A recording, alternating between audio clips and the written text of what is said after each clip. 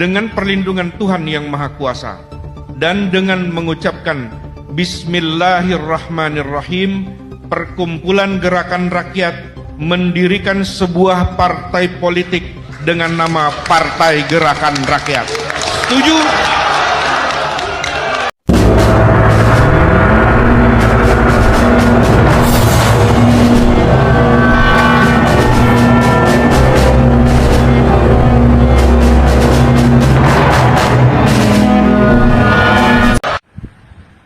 Akhirnya jadi partai beneran, ya, Partai Gerakan Rakyat yang dalam 3 bulan terakhir ini menjalankan konsolidasi secara efektif, dan tampaknya sambutan dari rakyat termasuk Gen Z, ya, Gen Z itu betul-betul luar biasa, ya.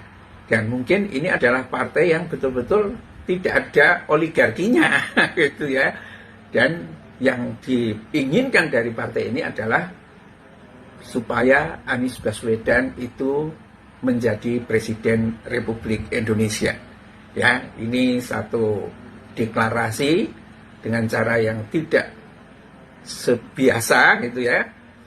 Dikumpulkan betul-betul bottom up, ya, ingin Indonesia ini menjadi lebih baik.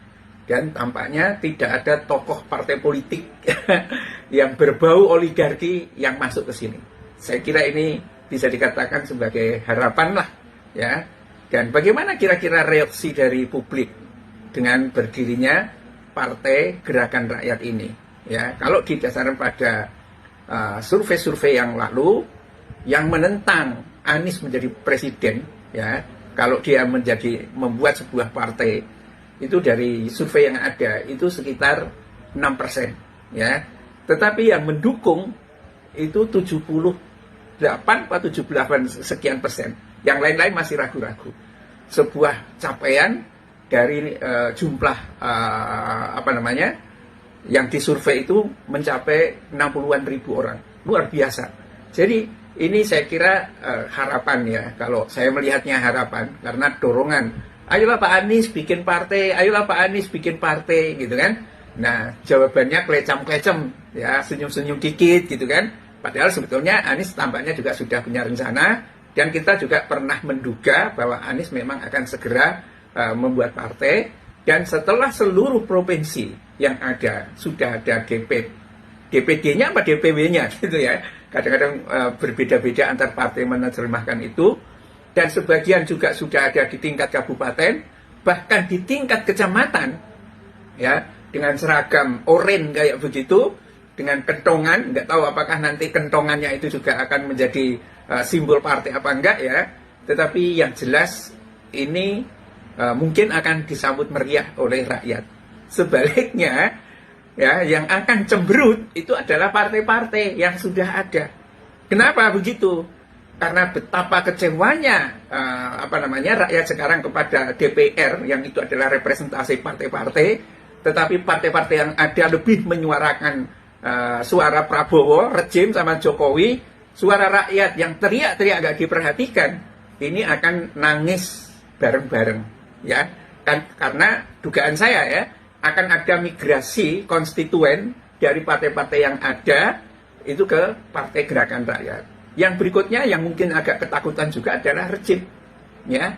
Rejim ini kemungkinan akan mengambil sikap-sikap, ya, oposisi terhadap lahirnya partai.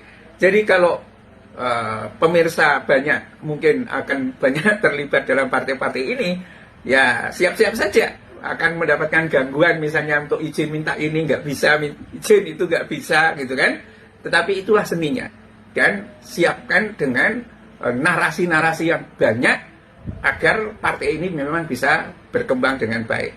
Saya sendiri, saya menyambut baik, walaupun partai-partai yang lain itu memang tidak ada harapan. Tapi kalau saya melihat pertimbangannya, ada 5 pertimbangan itu, antara agama, moralitas, kedaulatan demokratis, dan lain sebagainya. Saya kira itu memang satu hal, ya. Kalau figur sentralnya adalah Anies Baswedan, itu bisa diharapkan. Dan ini mungkin akan membentuk satu konstelasi baru, mungkin akan ada tsunami, ya, bukan tsunami, orang akan berbondong-bondong masuk partainya Anies Baswedan ini, ya. Ya, ini Gerakan Rakyat, ormas yang yang kini mendeklarasikan dirinya menjadi partai politik itu memang berharap agar Anies Baswedan itu menjadi Presiden Republik Indonesia. Itu disampaikan oleh Ketua Umum Gerakan Rakyat yang juga pada akhirnya dipilih menjadi Ketua Umum Partai, Syahrin Hamid, saat menyampaikan pidato perdana ya usai Ormas Gerakan Rakyat ini resmi deklarasikan diri menjadi partai politik bernama Partai Gerakan Rakyat. Bila taufik wal hidayah. Assalamualaikum warahmatullahi wabarakatuh.